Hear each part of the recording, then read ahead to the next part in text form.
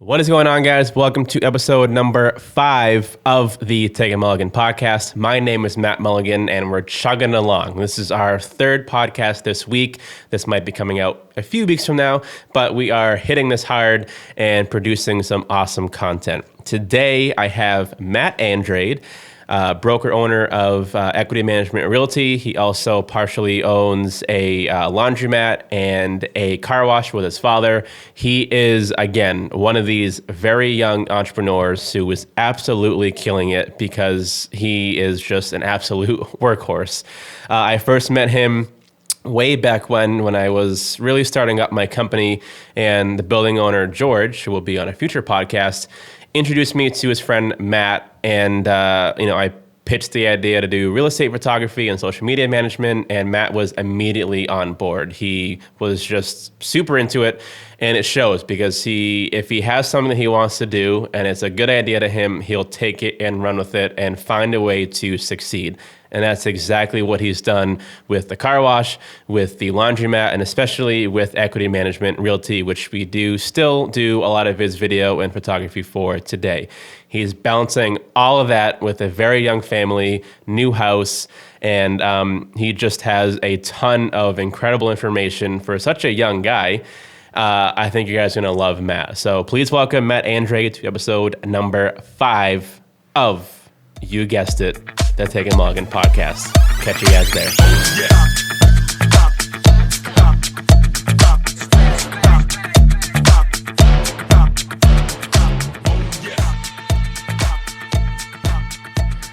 All right, Matt Andrade. All right, we're here. We're here.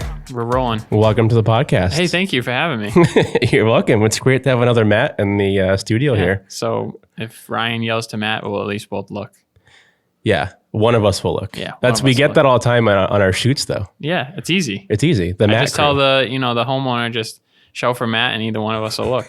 Someone will look. It's either one of us. It works. It totally works. Yeah. So tell me a little bit about your life and your career right now. You have a real estate company. Yep. You also own a car wash. Yeah, and a laundromat. So I started the brokerage, like real estate brokerage, I want to say like 4, maybe 5 years ago now. Kind of lost track. But prior to that, I primarily just did, my family and I, we have 4 laundromats and car wash and a few other things. So primarily before I was just doing the laundromat stuff, and, I currently still do it.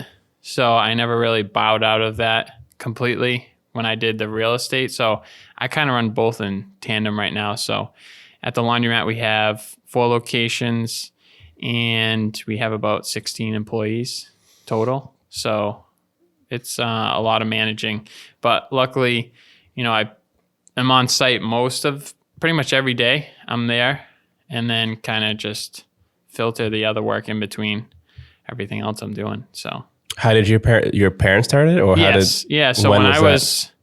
So I'm 31 now, and when my father, so the laundromat, first one he had was when I was born.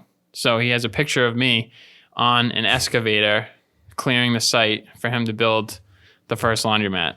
Wow. So it's been around for a while. I've pretty much always known that. So it was something that I went to Bridgewater State. I went for business management. I knew that, I wanted to do something with business, and I always had a liking for the laundromat stuff. So I got basically, started coming to work with my father, and it was basically, I was younger, maybe 15, probably younger than that. And I did some machine repairs, and he basically said, well, just take the machine apart until you can find the broken part. And that was pretty much it. So really, a lot of people ask me, they're like, oh, where'd you go to school to learn this stuff? And I was like, I didn't go to school. I just got thrown into it and figured it out as I went along. So, like with anything, the best way to do it is just to do it. Just to do it. Yeah, you just got to try and figure it out. I know we've talked before about real estate, and I tell a lot of people, like, there's so many resources available to us now that, our parents never had, like Google, YouTube, anything. If you can't figure out how to figure something out on your own in like 10 to 15 minutes on YouTube or Google or whatever, I mean, you're probably not going to figure it out. No, and even or you can at least get the resource. You can get a telephone number for a service person or whatever to ask them a quick question. It's like there's really no excuse to just say, I don't know, I can't figure it out, because you should be able to figure it out. Yeah, my headlight was out, my directional light on my Civic 2 weeks ago, and I just YouTubed how to do it, and he said, okay, buy this bulb, here's how you do it, you pop it out, stick it back in, and that was it. I mean, it's like, you would have gone to the dealership, probably got charged like $250. Yeah, and I'm not gonna pay that. And the bulb was like $15. It was $15 for two of them. Yeah. And it took me 10 minutes to do at the least. Yeah. So when you first started working in the laundromat, what did you, I guess, like about it in the beginning? Because you're still doing it now. So, I know it's, I mean, aside from it being like where I started and, you know, what I've always known, it always came very easy to me. So it was kind of, you know, now that I sit back and I look at it now, it was kind of a really good learning experience, because with the laundromats being all the locations, originally we started off with one. I graduated from Bridgewater University now, and graduated from there. My father was like, hey, if you're going to do this full time, we need more stores. So I was like, sure, let's, you know, stop finding them. So I graduated that first year. We bought another one. And then after that, 2 years later, we bought another one. Year after that, we bought the fourth store and pretty much held it at the fourth store, you know, for right now. 3 of the stores, we own the real estate, and the fourth store, we lease it. And it's the smallest store. And, you know, now we're just in it to try and buy the real estate, because leases go by so fast, and to invest so much money into the space just to be able to, you know, be told, hey, listen, we're not going to renew the lease. It's kind of tough pill to swallow. So, but working with the public, I mean, that's volume. Like real estate, you might, if you're a high producer, you might do 100, 150, 200 transactions a year. Like this is like, I'll meet 200 people in a few days between all of the different places. And like I tell a lot of people, I've probably told you, like, you're not going to really understand a person until they're screaming in your face over $2.50. And like I've told you before, sometimes it's easier to deal with someone that's spending $350,000 on a house than trying to satisfy someone that didn't get a good wash. Yeah. And it's like unbelievable to have like sat back and said, oh my God, like this is easy compared to dealing with these people. And like my phone number's in every single store, and there's like literally no time that's off limits to these people. Like, and 3 of the stores open 24 hours. So I could get a call in the middle of the night. Like I've gotten calls where people are like, hey, listen, the vending machine ate 75 cents of mine, and I didn't get like a candy or soda. And they're like, long pause on the phone. And they're like, I'm like, okay, well, I'll be in tomorrow. And they're like, oh, you can't come down tonight? And I was like, no, it's 10:30 at night. I'll meet you back at the, I'm not coming down for 75 cents. I'll meet you back at the store. And it's like you really like get a good perspective of different people, and it's unbelievable, you know, and I can attribute a lot of the success of real estate because dealing with people in volume and understanding their situations and being able to work through people's issues on the phone really quick, really efficient, it translates to real estate. Everything is like with real estate, a transaction can flip on its head in like under 2 seconds. So if you can't think fast on your feet and like be like, listen, this is what we're going to do. We're going to pivot this way. We're going to talk to these people. You're really never going to make it. How do you address someone who is berating you over 75 cents? Oh my God. It's like, you just got to keep the smile on your face, and you just say, well, listen, you know, a lot of the time it's just like, you just got to either give them the 75 cents back or $2 back or $5 back.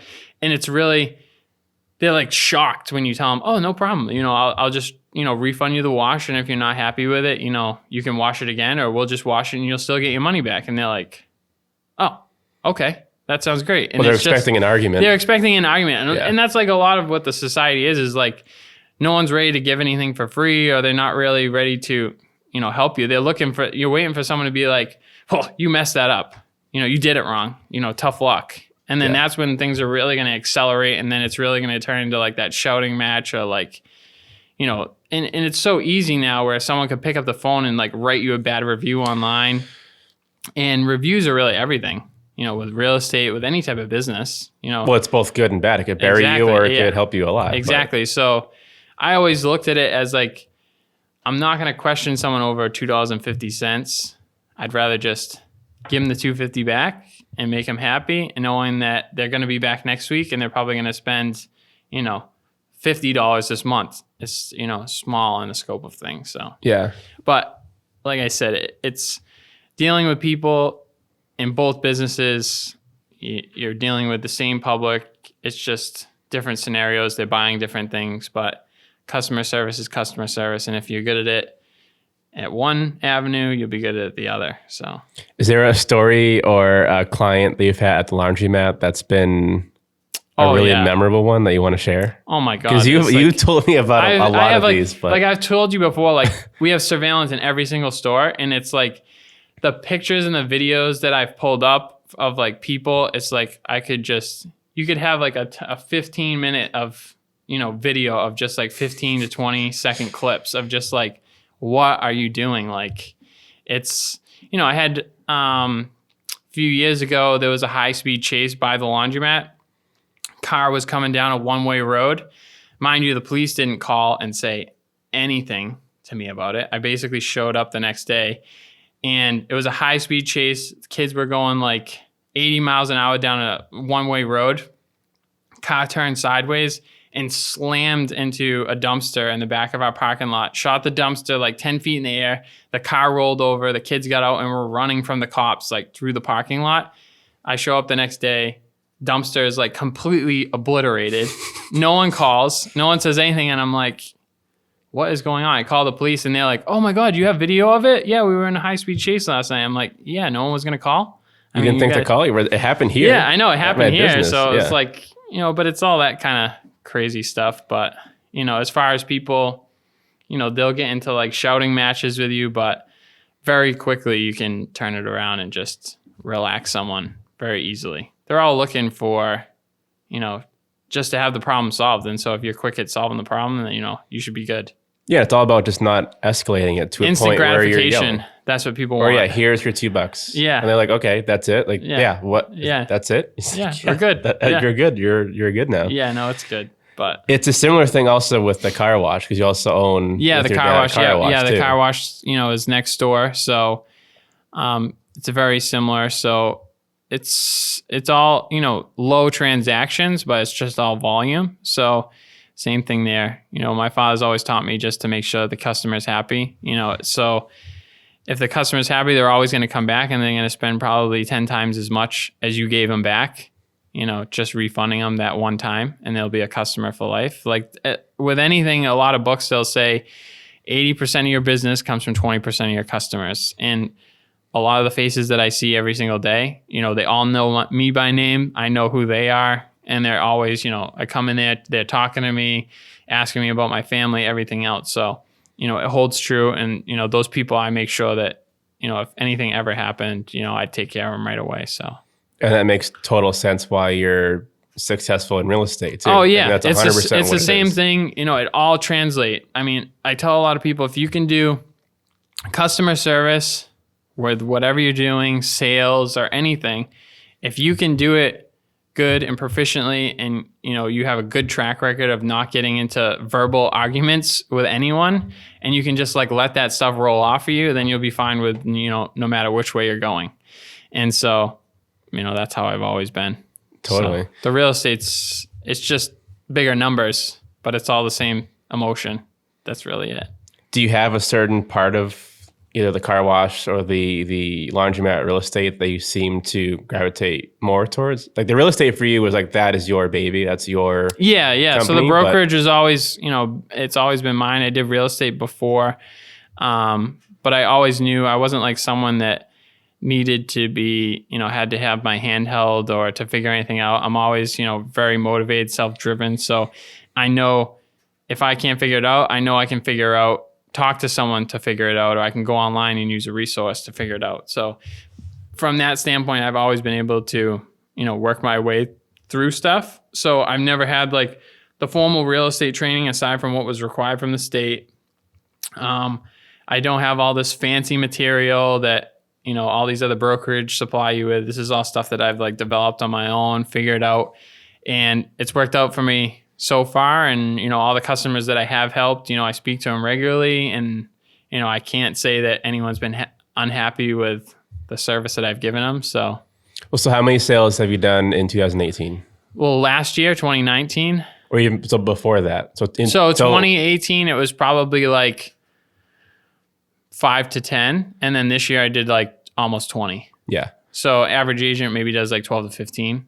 So I'm doing 2 jobs at, and overproducing on, what I did last year. But it's good. I mean, I wouldn't really have it any other way. It's chaotic. I'm not going to say that it's not, but it's, real estate's cyclical. Everything goes up and then it goes down. So the way that I take it is I'm not going to say no. I'm just going to keep going at it because I know that it's going to turn the other way. And by then, then I can take a break. But aside from you just being a workhorse and working harder, what have you attributed that growth from 18 to 19 to now 2020, where you're going to be adding on a lot more listings? Meeting a lot of people. I mean, some clients I've gotten from the laundromat. So it's just like conversations with people. Plus it's, my age, being younger, a lot of people are looking to buy their first house. They're starting families. They're saying that the house that they have now is too small and they're getting, they need to get something bigger, like a colonial 4-bed, 3-bed, or whatever that, is more family suited. So that type of stuff, it's just meeting a lot of people, talking to people, having good relationships, a lot of different service people that you work with, contractors, all those type of people. And in my family, I have every spectrum of someone that contractors, electricians, plumbers, you name it. I come from a long line of entrepreneurs and all that type of stuff. So, I've met a lot of people, so I can I'm always listening.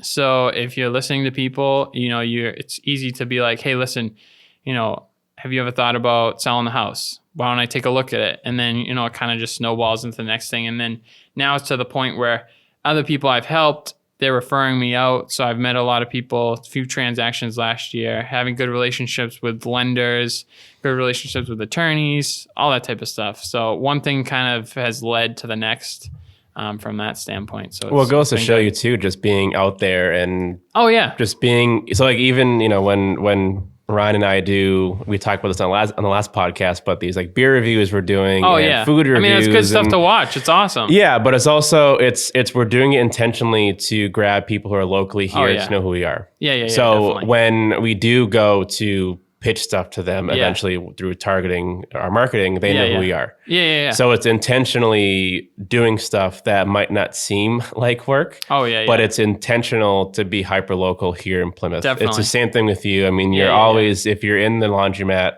at the car wash, people know who you are. And your clients are going to refer you because they love they know who I are. am. Yeah. And I mean, it's just, you got to be willing to do the work. I mean, a lot of people will say, real estate isn't like part-time, you got to be full-time, and you got to first try it to figure it out. I mean, I'm not the person, I could never be like, oh, you need to quit your job to do real estate, because I don't do that. So you got to figure it out. You got to see if it's for you. So if you can like try it, maybe do 2-3 transactions, just like close family and friends, and see if you really enjoy it, then see if you can make it work. I mean, if you really enjoy it, or you might get into it and be like, oh my God, this is overwhelming. I could never do this. Like, this is way too much.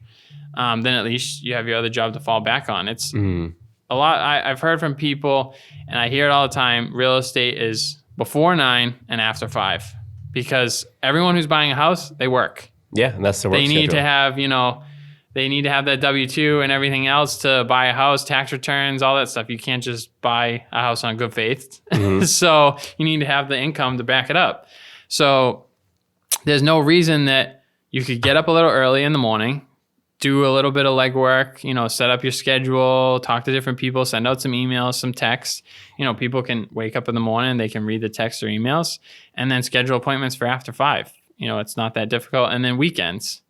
So that's really when everyone shops. Open houses are really traditionally on Saturdays and Sundays. So if you set a little bit of time aside, show some people some houses, it's really not that difficult.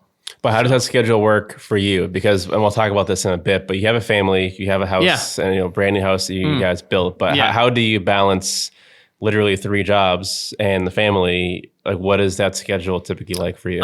So I try and get home, around 4:30 to the house. And then it's a lot of phone calls. People will call, they'll text, they'll email. So I periodically will respond to the texts and emails, basically throughout the entire day. And then, hang out with the kids and my wife and everything else. And then the kids will go to bed. And then maybe I'll wrap up, a few different projects or emails or texts, after they go to sleep, sit on my computer, bang out a few emails and stuff like that and wrap it up. But, throughout the day, I'm constantly getting, hundreds of phone calls, texts, emails, and it's just like prioritizing each one to fit in, with what needs to be done. How do you do that though? Because you're getting pulled from laundromat, car wash, real estate. It's tough. Like the car wash has its own manager. So that's pretty much covered for the most part. I am personally like the only one that manages the laundromat. So all of those calls pretty much funnel through me.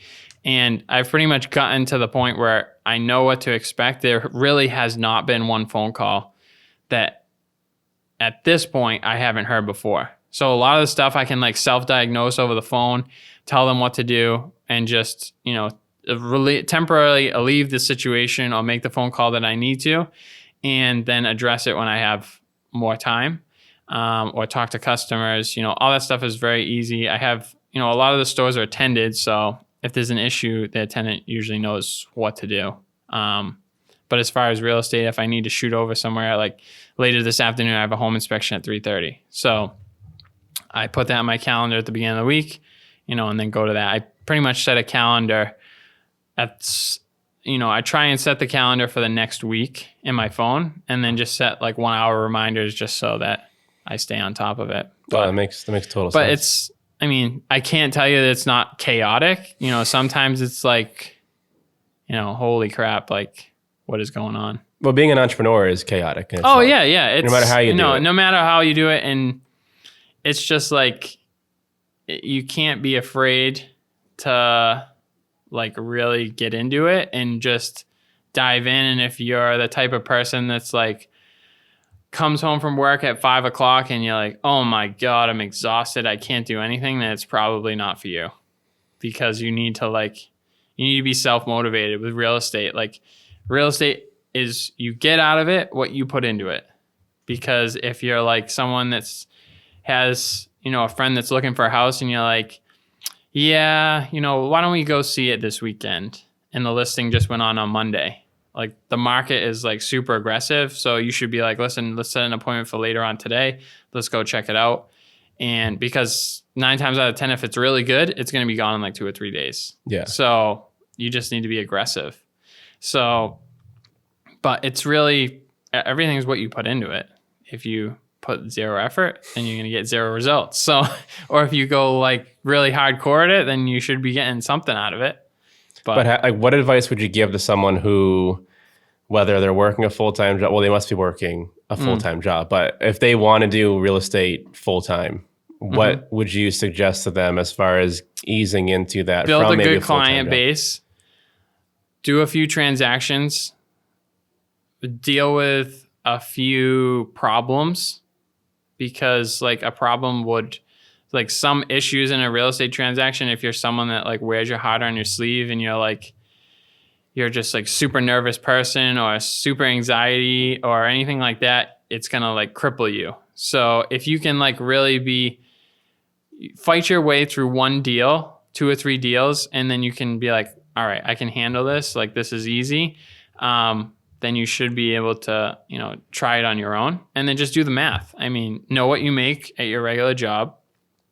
Calculate how many sales that you'd have to do as a real estate agent at an average price point that's accustomed to your area, and then figure the percentage split, and then just see, listen, am I comfortable living off of just this, and then look at the market. Is the market hot? There are a lot of real estate agents. Like, do you anticipate the market's going to drop? Just have like a plan set up, down the road. I mean, have you bought your own house? Do you live in a house? Do you know what it takes to live in a home? Do you know what maintenance looks like? And that's a lot of the stuff that I do with my clients is I come from the background of knowing what it's like I've invested in property, which I still currently own multifamily. So I deal with tenants. I've flipped a property and I've built a property from the foundation up. So I literally know the full spectrum. So there's never going to be a point when I'm going to walk in somewhere and, tell you something that's false, or like, I'm not going to give you a realistic idea of what to expect. Because I've basically seen it all. I know what to, and I'm very transparent. If you want to know what I get for a 3-bedroom at my apartment, I'll tell you. If you want to know what I get for a 1-bedroom, I'll tell you. If you want to know, because I'm doing a renovation at one of my properties, 2 units. So if you want to know, come and see the property, I'll show it to you. It's not like I'm a closed book and I don't want to like tell you anything. I'll literally show you, explain it to you. One of my clients that is buying a home now, we went in, I told her, I said, listen, you're going to love this house. I know you're going to love it. It just, right now it doesn't look great, but I know what it can look like. And I know that we're going to get it for a deal. And she was like, I'm not, we'll see when we get there. I said, okay, we'll see. We walk in the door, walk around. She's like, yeah, I really like this one. This is really nice. So I take out a tape measure the cabinets, take a square footage layout, and then do calculating on flooring, paint, carpet, or painting the cabinets, replacing the cabinets, countertop, tile. We can literally leave there and in 20 minutes figure out roughly how much you'd have to put in to make it into your dream home. And which that must make them feel really it makes them feel really good. And then I overinflate the numbers always because every budget will go over. So if they're good with that, you just, scale it back or do more or whatever you're comfortable with. But at least they know, like, listen, I'm not just buying this and I never know what to expect. Yeah. Because it's like, I've been here. I've been standing in your shoes. I know what it's like to move. I know what it's like to pack up your boxes. Like, I know what it's like to, stay at family's house with a baby and a dog in the basement. It's not like this is like nothing I know the struggle. I know what you're feeling. It's not going to be pleasant, but, we're going to make it through and try and make it as easy, simple, comfortable as we can. So. And I think even realtors who might not think they're prepared for everything, if they experience things like that, then for them, like, make sure you're aware that people are going to go through the same stuff you are. And so it makes your clients comfortable. Of course, because they can relate to you. Yeah, they can relate. It's like you're going to go and show up at a house. You're going to spend $400,000, $500,000 on a house, and your realtor lives in an apartment. How can they relate? How can they know what paperwork they have to submit to the lender? How can they know what the deadlines are? How can they know what a home inspection is? It's like they've literally, it's different to just spend someone else's money and be like, you got to do a home inspection.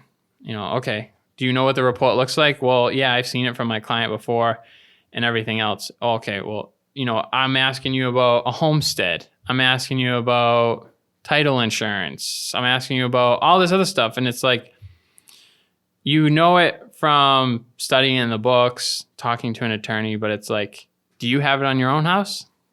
What's your rate? How long is your mortgage? Have you ever done the flooring over in your house? Like all that stuff. It's like, come on over. I'll show you. I'll show you what laminate floors look like. I'll show you what tile backsplash looks like. It's really, it goes a long way with, clients to be able to assure them that you know what you're talking about. You've been there. You own property.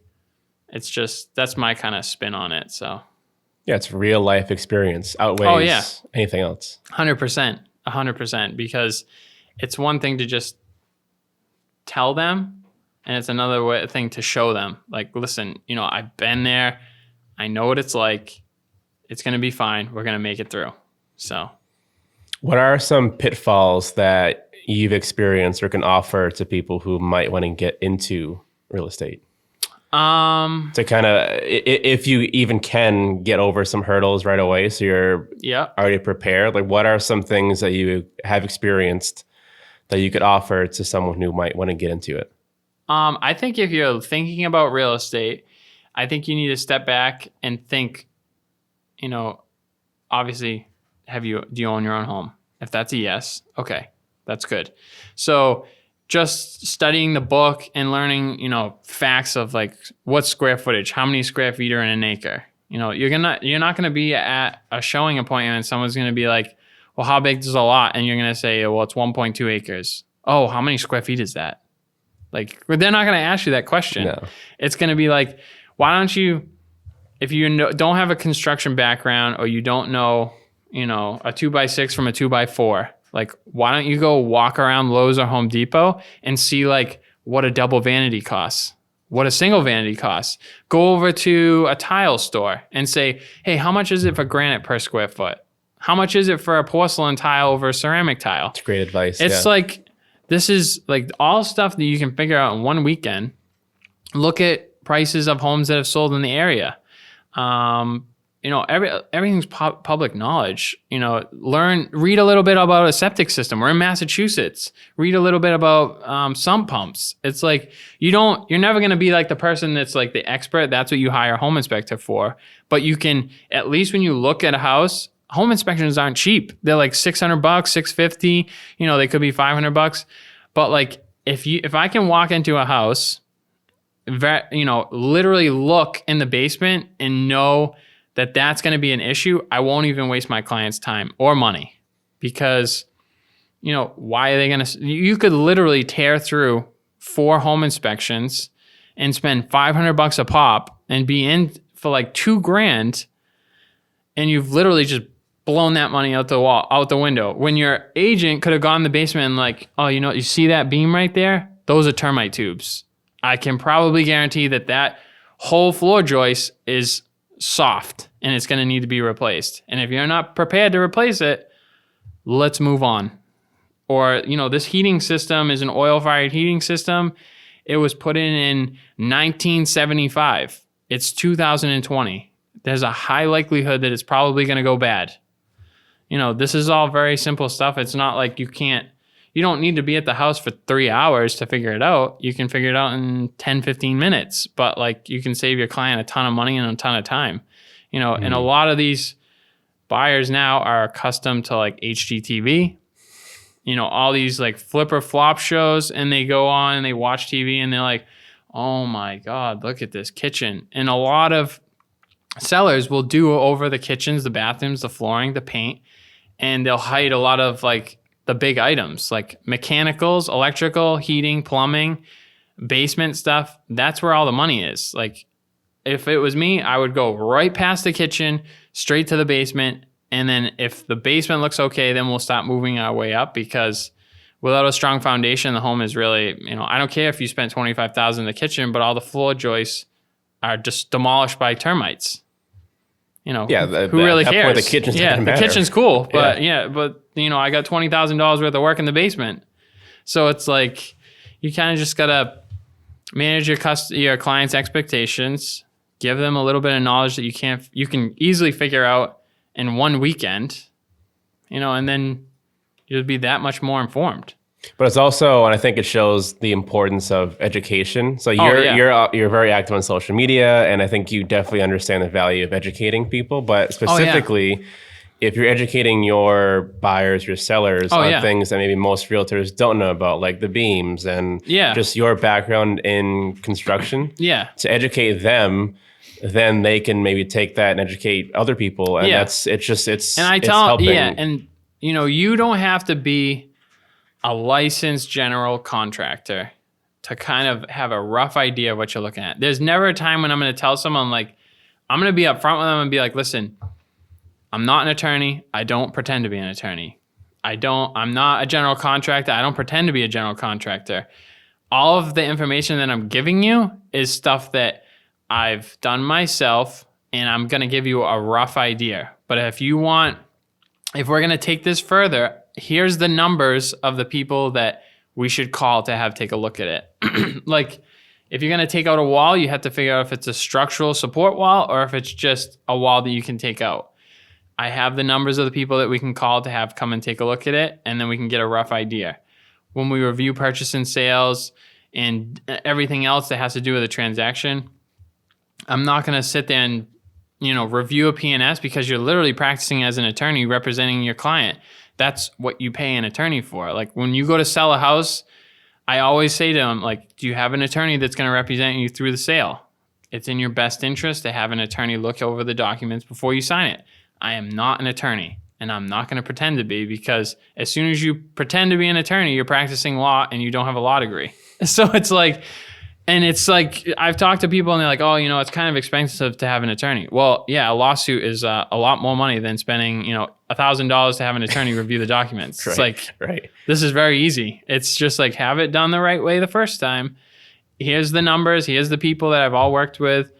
They're going to take care of you. It's going to be very easy. So I don't pretend to know everything. I know a little bit about a lot. So it's just, I can kind of give them a rough idea, and the stuff that I don't know, I'll just call the right people and they'll come and give the right price or analysis. I mean, there's never a time when I'm going to tell someone, you should just skip the home inspection. I know it looks good, because you immediately put everything on you. Yeah, you don't want that liability. Get blamed immediately. You're going to get, and if anything happens, it'll be your fault. So hire the professional who has the license, who has the insurance to do that stuff. But why not have me take a look at it, so that, because I know that when they come in, they're going to have a problem with that, and they're going to tell you that it's going to cost you roughly this amount of money. And if you're not prepared to do it, then don't waste your $500.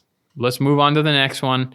Let's spend the $500 and know that maybe you have to, paint, or maybe you have to replace the cabinets. Like, this isn't anything that's like catastrophic. Like, your foundation doesn't have a huge crack, or your heating system's about to go that's going to cost you, $8,000 or whatever. It's easier to just spend a little bit of time, figure it out, have a good idea, than to waste other people's time and money. No, I totally agree. Yeah. I totally agree. And we're going to take a little tangent too on real estate, but yeah, we first met back when my company wasn't even really yeah. And I think so it was George, who was the building owner here, who connected us together. Exactly. And I think what immediately struck me with you was that you, and again, we're both similar age, then that might be part of it, but you were really invested in doing video right off the bat. Social media, Social media right off the bat. Yeah. And I think, from me working with you, I think you've gotten significantly better on camera. Oh, yeah, Even just being more comfortable. So what was it like for you? Because before we had really done anything, you weren't doing any really video for the most part, right? Yeah. So what was that? Because when I started the brokerage, I was, and mind you, I'm not someone that pays for Zillow.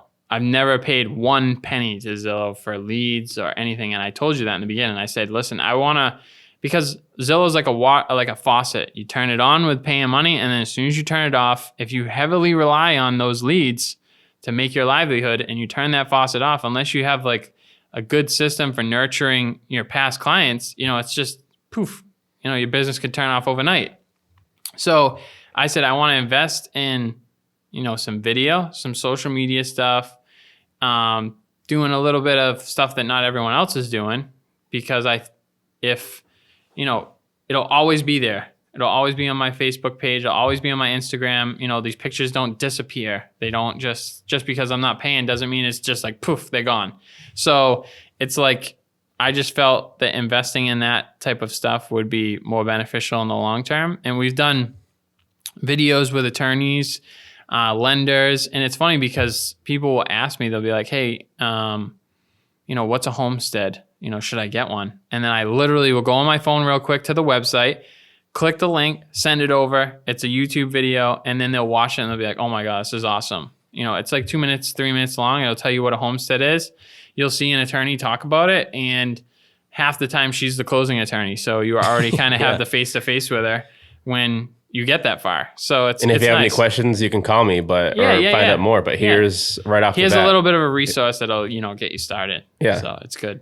And what have you experienced as far as doing the video? Like, because you've definitely had you're It's a good. lot, but you're a lot more comfortable now. Is what I'm getting at. Yeah, So yeah, like, what yeah. what have you? We would start in the beginning when we did like property walkthroughs, and I would like fumble over it like straight from the beginning. And it's like, if you stand there and you're talking about a house and you're like, the house is 3 bedrooms, it's 2 bathrooms. Like, that's not exciting. It's not like, people aren't gonna be excited to go see a property if you're just like rattling off, facts that you can read on an MLS sheet. You also should almost hide some of that too. So you have to have someone. Yeah, exactly. You want to have to reach Don't out. Don't get everything out there. Don't give them the once. price. Like on our videos, in the beginning, I told the price a few times, but prices change. Or I'd rather them watch the video and be like, "Oh, I wonder how much it is." Looks now nice. We don't do price. I don't put the price. Address, amount of bedrooms, a little bit about the house, square and footage, about it. acreage, all that type of stuff. Yeah. And then nothing that they couldn't find out on public record or Google or whatever. So, I just doing it repetitively, you get more comfortable, and then, it's easy. I mean, we do like shoots now, like quick. Walkthrough, like the really walkthrough, like real estate videos that we do on the listing, first shot, we're done. It's not 10 times. Well, just so it shows you how experience and just doing it multiple times gets you better at it. But if someone who's a realtor who maybe does want to hire a company like us to do it, hold your phone up. So what are some tips you can give? Because I know when I first did it too, it's really uncomfortable to look into a camera, which is such a weird thing. There's no one around you. Well, I mean, can you swear? Yeah, sure. Yeah. So like, who gives a shit? Like, just hold the phone up and just take a video. Like, if you're that concerned about what other people think, you're never going to succeed in any of these businesses, because it's just like, no one cares about your feelings. No one cares. Like, it's just like, who gives a shit about it? It's just do it. Like, if someone's talking about you stumble over your words, then they're going to remember the property. Because they're like, oh, did you see Matt's video? He could barely even fucking speak on the thing. It's just like, and then they watch it and then they're like, oh, okay. Then they remember me. So and the next one, maybe you did. Okay, maybe this guy does know what he's talking about. It doesn't. If you're like that hung up on it, no matter what, you're never going to make the leap to even try it. So just do it. Who really cares? Well, again, I think that's part of being an entrepreneur too. Yeah. Is just someone who, maybe there are, the cards are stacked against you, or these things are really hurdles, but it's like, how do you get over those? Oh yeah. And video, at least for me in the beginning, was like, I just hated doing it. Oh yeah. But I got to a point where I'm like, you know what?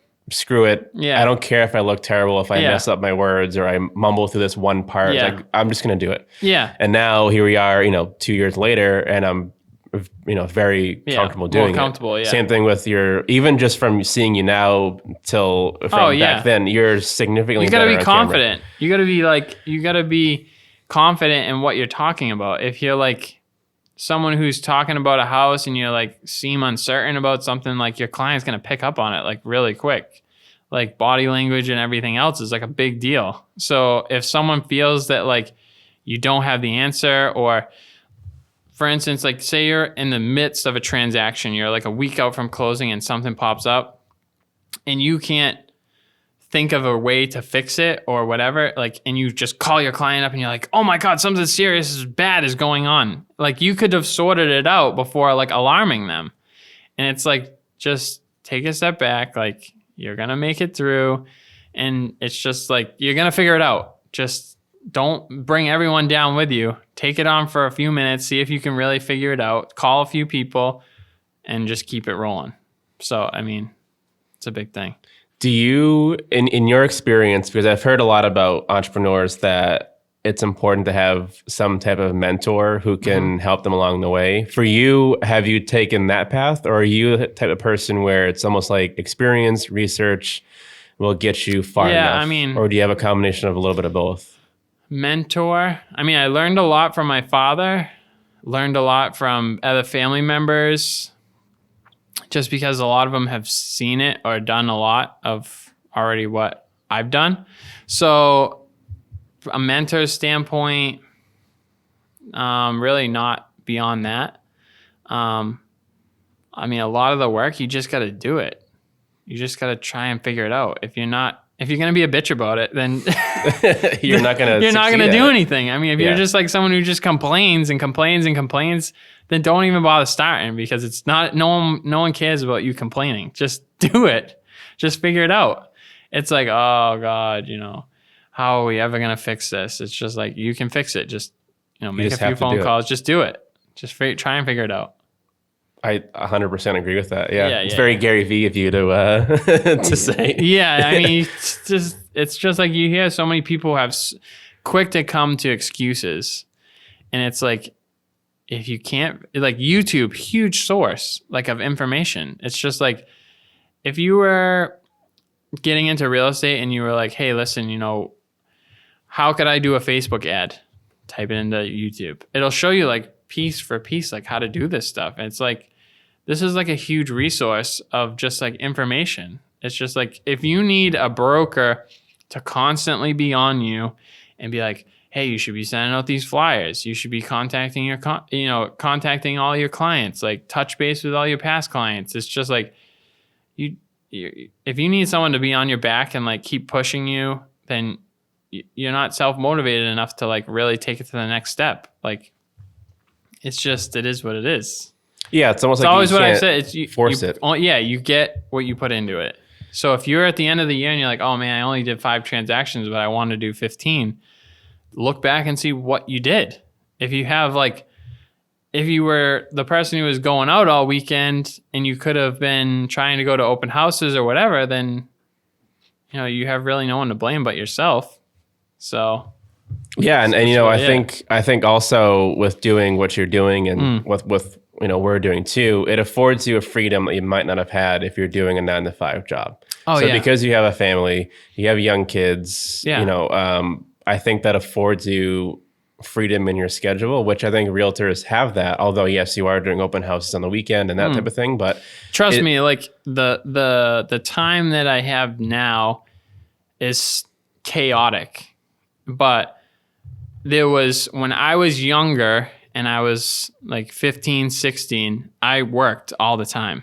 And I saw my friends going out all the time, doing all this other stuff. I was working all the time through college, lived there one semester, and I was like, this is a waste of my time. And I went home and then I just would go to school and then I'd work. Go to school and then I'd work. Wouldn't go out on the weekends. Put my head down and just worked. And it wasn't glorious. It wasn't glamorous. It was like, and you look back and, all the time I was like, oh man, I'm working all the time. This sucks. But in the end, look at where it's gotten me now. I can't really complain about where it is now. You built your house. Yeah, I work all the time, but it's like, I have everything else to show for it. But when you might be in the midst of it and you might be like, oh my God, this sucks. But like maybe 5 years from now is when you're really going to reap the benefits of it.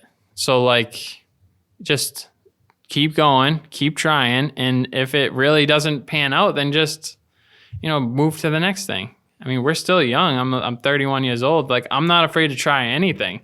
It was funny because my attorney reached out to me and she had said, are you interested in property management? Sure. Why not? It's like, I'll give it a shot. Yeah. I mean, I know enough. I have my own property. Like, what do you want to do? And then went and saw the property. And then she's like, well, how about you manage the project? Because we're doing an 11-unit renovation in Fall River. Sure. Let's do it. Managing the renovation. And then after that, I'll transition to the property manager. But like, if you're someone who's just like, oh, that's going to take up maybe like an extra 3 hours here, 2 hours there. If you have to like really think about it, then you just say no. Just say no. And it's just like, if you try it and you don't like it, then, move on to the next thing. But I'm 31 years old. By the time I'm 50 years old, maybe I'm not doing as much. Maybe I'm just relaxing or whatever. Who knows? But like, yeah, might as well do it now. Yeah, I mean, my kids are young. I have a almost 3-year-old daughter, a 9-month-old son. I mean, probably they're not going to remember this much time when they get older. When they're 5, 6, 7, and they want to go to Disney World and stuff, I'll probably have the time then to go and do all the fun stuff. I'll have the time, the money, whatever it is. But I might as well just put my head down now and just work it out now. While it's still good. I mean, the real estate market's like cranking. Everyone's refinancing. Everyone's upgrading their houses. So go for it. What do you see the real estate market doing right now? It's still at the few months. So I think that probably, from what I've read, they say that the interest rates will be the lowest they've ever been in probably this spring, maybe summer. But we've all been saying that interest rates were low, then they keep getting lower and they keep getting lower. So that's what I can assume. Interest rates, I mean, I literally left a refinance for my own personal property on my way to come here. So I tell everyone, if that doesn't say anything, then I don't know what will, because I've refinanced 3 properties in the last 6 months because the rates are that good. But property inventory is super low right now. For every open house, there's like 15 to 20 buyers that are coming through. So it's still aggressive, but the election's coming up. Don't really know what to expect from that. The coronavirus is hurting and helping different things. So it's like you just kind of put your ear to the news, listen to what's out there, and kind of make your best assessment from there and just keep seeing those properties. I mean, the more you see, the more you're going to know. You'll know it's a good deal as soon as you see it. So. Yeah, I mean, we're in the same boat, my fiance and I, looking at, we're getting married this year, but a house will come soon. Yeah. So it's like keeping an eye on the market, what's it doing and what's a good time to buy and, where can we buy? And right now, like you said, it's just houses go like that. They're gone. There's 15 buyers per If house. you sleep on it, you're going to miss it. Yeah. And you mentioned before that you slept on investment properties that you wish you had bought And previously. I've told you before, if I had known what was going to happen to the multifamily market, like I got out of college and I bought my first 4-unit apartment building in Taunton. Paid $305. And at that time, I'm standing in the yard. I'm like, oh my God, it's $305,000. This is a lot of money. Like, how much am I going to have to put down? Blah, blah, blah. And I'm like, I was nervous about it. And I was like, this is a lot of money. This is a big investment. But I was just like, oh yeah, I'll do it. I'll buy it. Now 8 years later, and I had bought another one 2 years after that one. I saw the deal. I said, yeah, this is really good. $275 for a 3-family. I said, yep, these are 2 good properties. Held on to them. Times passed. So fast forward to now. It's 8 years from the first one I bought, about 5 to 6 years from the other one. I got the 305 4-family reappraised for $529,000. I did one part of the 1 unit over, replaced some heating systems. So from 305 to approximately 530, just in appreciation. Refinanced that one, lowered my rate by almost a point, and then I actually went from a 30-year to a 15-year fixed with virtually a payment that was within a few $100. Cut my term in half. That's the one I did today. The other one on School Street, same thing. I refinanced my 15-year from a 4.75 to a 3.3 on an investment property. Lowered my payment and got cash out on both of them. So it's just like, if I had known what would have happened, obviously hindsight's 2020, but if I had known, I would have bought everything I laid my eyes on. Because I saw tons of houses and I was like, this one isn't that great. This one's okay. This is this. And I'm like, I should have just bought them. I should have just keep buying them. I should have bought them. They were like $150,000, $200,000. They would have all been like $400,000, multifamilies. There's like 3 houses on the market in Taunton right now for multifamilies. They're so hot. Wow. So if I had known that, I would have just bought as much as I could get my hands on, which is what I'm preparing for now is, refinancing, getting some cash back on these other properties that I'm refinancing, holding the money, and then at least this time I'll be a little bit more knowledgeable on what to expect and when I see something, the market shift and I see the deals start to go down, then I'll have the money to do what I should have done 5 years ago, 8 years ago. You're prepared for it now. Yeah, prepared. Great. Yeah. So that's, that would be the biggest takeaway from what I've learned so far. I wish that I had bought more. But hindsight. Yeah. 2020, you know what I mean? Yeah, exactly. Yeah. Matt, listen, I really appreciate you coming on. I know you're a busy guy too, but if people do want to find out more about the car wash and the laundromat, is it in Taunton? Is that where they both are? Easy Clean Laundry Center and Quick and Clean Car Wash. And then the brokerage is Equity Management Realty. So, and, you can type all that stuff in Google. It'll pop up websites. You'll see it on our page. We share all your stuff too. Facebook, Instagram, Equity Management Realty. You'll find it.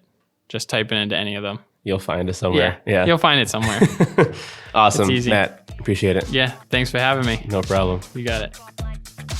All right, guys. Hopefully you enjoyed the episode. I know I love talking to Matt when I can. As always, if you want to watch the podcast, go to youtube.com and you can find us there, Take A Mulligan Podcast. You can also find us on Facebook and Instagram. Any questions you have for myself or Matt, please feel free to send us a message there on social media and I'll get right back to you. I know Matt is always into answering questions. So any questions you have for us or for him, I will link our stuff down below. So thank you again and we'll catch you guys on the next one.